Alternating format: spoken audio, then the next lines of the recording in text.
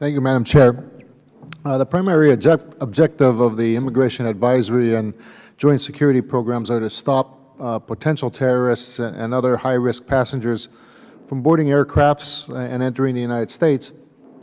But under these programs, the no-board recommendations made by CBP officers are only voluntary. Mr. Wagner, can you speak to the frequency with which CBP's recommendations under these programs are followed? And in light of the growing threat of the Islamic State, are there any plans to make these recommendations have more force or to otherwise implement additional measures to prevent foreign fighters from boarding planes to the United States? So, thank you. You're correct. These are recommendations we make in partnership with the air carriers. Almost always do they accept our recommendations. Very, very rarely. There's been one or two isolated incidents that I can recall where they have not followed our recommendations. We are there on arrangements with the host countries in the Immigration Advisory Program. We are there, on the basis that we're advising the airlines about the security documents and the security of travelers. We're there to liaise with the foreign authorities, but we're not there under negotiated authorities like we would in pre-clearance. Much different set of complications and issues to be there with authorities. That's where pre-clearance really comes into play. And it's a lot bigger considerations to allow us to have those authorities on foreign soil than more in an advisory capability. We have very strong relationships with the carriers. They welcome our presence at these locations, and they work very closely with us, with their security contacts and with the foreign authorities. So we don't really see a need at this point to have the authority to compel them not to board someone. And I think they recognize our value and realize it's in their best interest to accept those recommendations. Sure.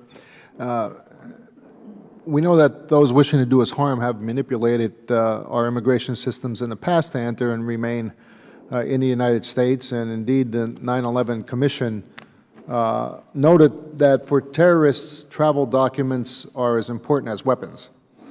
Mahmoud Abu Halima, a convicted perpetrator of the 1993 World Trade Center bombing, received amnesty in 1986 after he claimed to be an agricultural worker despite being a cab driver. The only thing he planted in America was a bomb. How would you rank the effectiveness, Mr. Wagner, of the programs discussed here today at preventing another Mahmoud Abu Halima from obtaining or using travel documents to carry out an attack against the United States? And are there some that you think do a better job at meeting this goal, and how would you improve those that are less effective? Well, sir, I happened to be there at the World Trade Center that day in 1993. So I started my career with the Customs Service, so that's still very fresh, that experience. I think we've made a lot of great strides in our programs. We have a lot more work still to do. Pre-clearance offers us, and the pre-clearance expansion offers us a lot of expanded capabilities in addressing that. But we've made a lot of good progress. Like Mr. Burson mentioned in his opening statement with the Christmas Day bomber over Detroit, we were there waiting on the ground for Abdul Muttalib to land. We had capabilities in place that we didn't quite fully exploit the systems we had in place. We had people in Amsterdam that could have intercepted him. We had our regional carrier liaison group that could have called to his original embarkation point to have him a no-board recommendation.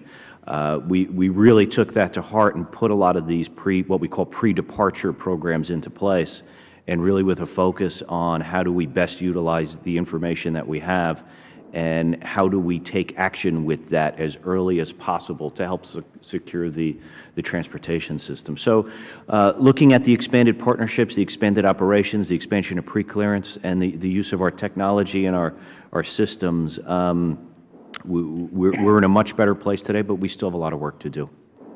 Thank you. Thank you, Madam Chair.